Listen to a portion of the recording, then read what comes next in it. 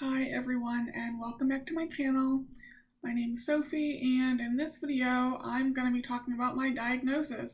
Finally, after 696 days, I finally have a diagnosis. So my diagnosis is preload failure or chronically low preload. What this means is my muscles do not get enough blood back to my heart so that when I exert myself, my cardiac output or the amount of blood my heart's pumping out is not enough. This was diagnosed through the right heart cath with exercise. So during exercise, my cardiac output did increase, but not much at all. It was a slight increase. And also my lactate levels increased and my venous oxygen content decreased, which doesn't make sense because you'd think it would be either the same or lower as the tissues extract oxygen from the blood before it makes its way back to the heart. So that shows that I am using anaerobic metabolism to fuel my exercise, and those are two things that Dr. Systrom has found in patients with ME/CFS or myalgic encephalomyelitis, which most people know as chronic fatigue syndrome. So that is where the severe fatigue comes from. Your body literally isn't pumping enough blood and or not using the oxygen properly. So that's the problem. That is what I have going on. The treatment for this is they have tried using mestinon or pyridostigmine, which is normally used for the treatment of myasthenia gravis. So that is what I am currently taking. I just started it last night. I've only had 2 doses so far.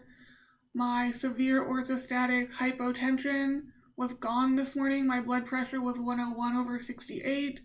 It was not in the 80s/50s or anything like that. So I'm already seeing an improvement there. And I have notes, of course. So Dr. Systrom thinks mestinon works through, quote, favorable vascular regulation. So just helping the vascular system or the blood vessels get the blood back to the heart. He's still doing research into this impaired oxygen extraction. They don't really know what's causing it. So that's something to be determined, and that explains why oxygen helps so much. I guess I know in like ICU settings, I've seen research that if they give oxygen in this type of situation, normally in patients with like severe disease, that the oxygen extraction does improve. Again, they don't know why.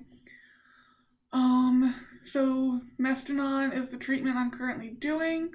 I am cleared for any type of exercise or activity that I want to do. There's no restrictions, just kind of know my limits and don't push myself.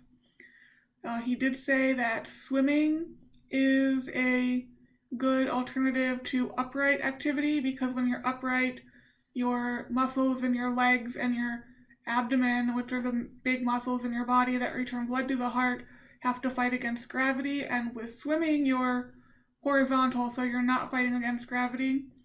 There are some gyms with pools. They're on the expensive side, but since I am saving money with the refinance I talked about in my last video, I will be visiting at least one of the gyms that's near my current gym to talk about pricing and make a decision about that.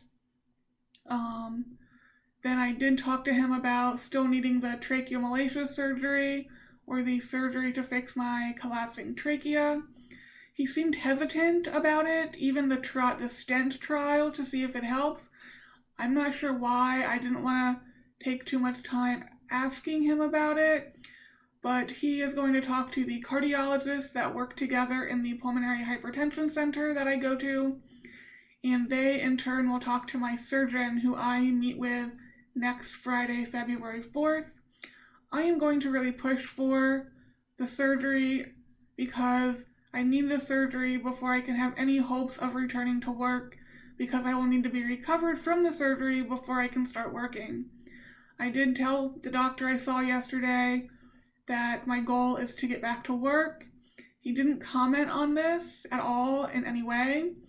I am trying to not read too much into that and just focus on the fact that I have a diagnosis, there's possible treatment, and there's a plan. There hasn't been a plan in 696 days, so that is what I'm focusing on right now.